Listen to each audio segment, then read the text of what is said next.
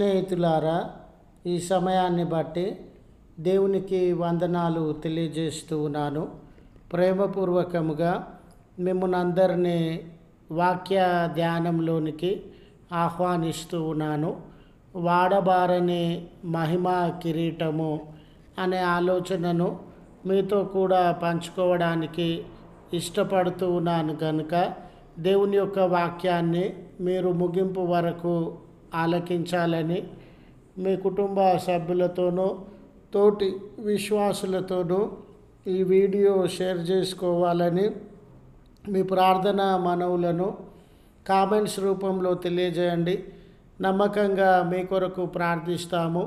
ఈ వీడియో మీ ఆధ్యాత్మిక జీవితములకు ఉపయోగకరంగా ఉండినట్లయితే దయచేసి ఈ ఛానల్ను సబ్స్క్రైబ్ చేసుకునవలసినదిగా మనవి చేస్తూ ఉన్నాను.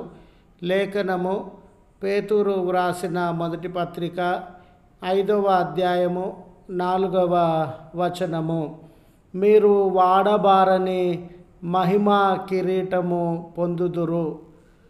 స్నేహితులారా, మన చుట్టూ ఉన్న ప్రజలు, క్రైస్తవ సంఘము కొంతమంది కోటీశ్వరులైనటువంటి పేరు ప్రఖ్యాతులు కలిగినటువంటి వేల మంది సంఘ సభ్యులను కలిగి లక్షల్లో రాబడి కలిగిన కొంతమంది పాస్టర్లను, దైవజనులను చూసి వాళ్ళలాగే అందరి పాస్టర్ల జీవితము ఉందనుకొని పాస్టర్లందరూ చాలా ధనికులని, ఆడంబరాలను జరిగించేటటువంటి వారని, డబ్బు సంపాదించేటటువంటి వారని అపోహలో నేటి సంఘాలు ఉండినట్లు మనము గమనిస్తాం.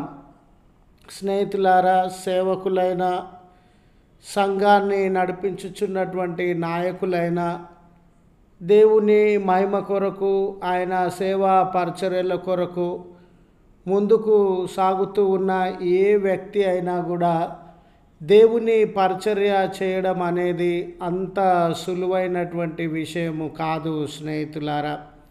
అది భారమైనటువంటిదిగా, ఎన్నో వ్యయ ప్రయాసాలతో కూడినటువంటిదిగా మనము గమనించవచ్చు. చాలా వరకు ఈ సేవా పరిచర్యలో మనం సేవకులుగా ఉన్నను, నాయకులుగా ఉన్నను, మన సంఘమే లేక మన విశ్వాసులే మనల్ని అపార్థము చేసుకునే పరిస్థితులను మనము గమనిస్తాం.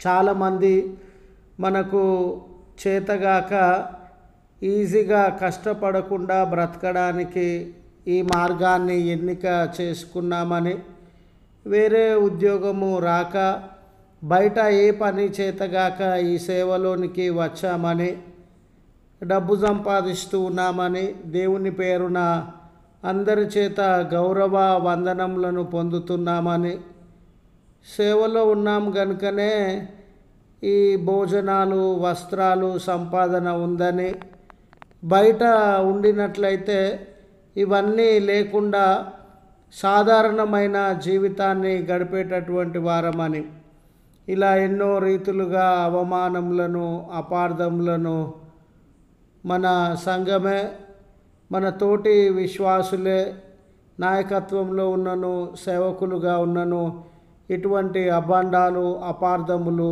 మన మీద వేసేవారుగా ఉంటారు.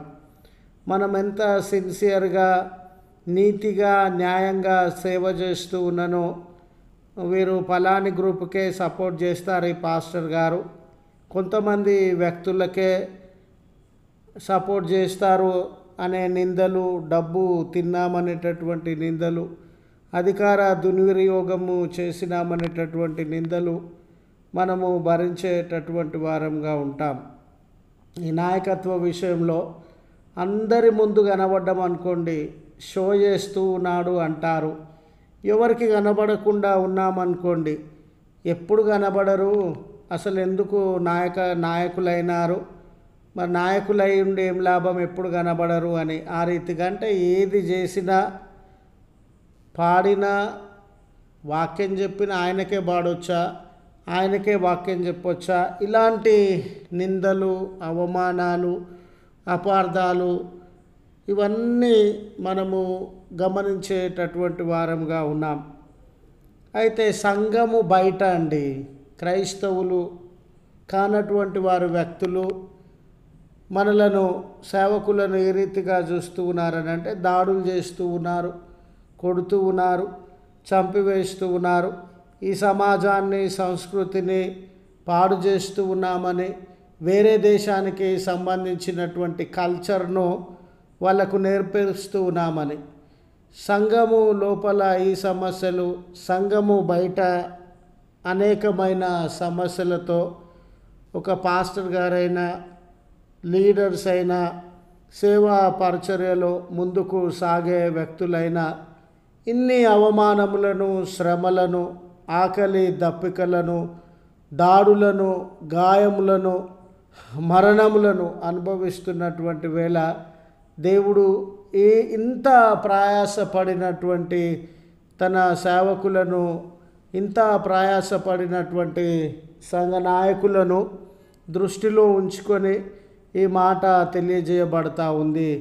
నిజమే, మానవులు మిమ్మల్ని అపార్థం చేసుకోవచ్చు, మీ సేవను గుర్తించకపోవచ్చు, మీ మంచితనాన్ని వారు గ్రహించకపోవచ్చు, కానీ అన్నిటినీ గమనిస్తున్నటువంటి దేవుడు గొప్ప బహుమానంగా వాడబారని మహిమ కిరీటాన్ని మీకు అనుగ్రహిస్తాడు అని తెలియజేస్తూ ఉన్నాడు. బహుశా ఇక్కడ పేతురు గారు ఆ దినాలలో అథ్లెట్స్ ఉంటారు కదండి, రన్నింగ్లో, బాక్సింగ్లో గెలిచినటువంటి వ్యక్తులకు ఆ గెలుపుకు సూచనగా, విజయానికి సూచనగా ఆకులతో తయారు చేసినటువంటి కిరీటాన్ని ఆ ఆటగాడి తలపైన ఉంచేవారు. అది కొద్దిసేపటికి ఆకులు ఎండిపోయి వాడిపోయినట్లుగా కనబడేది.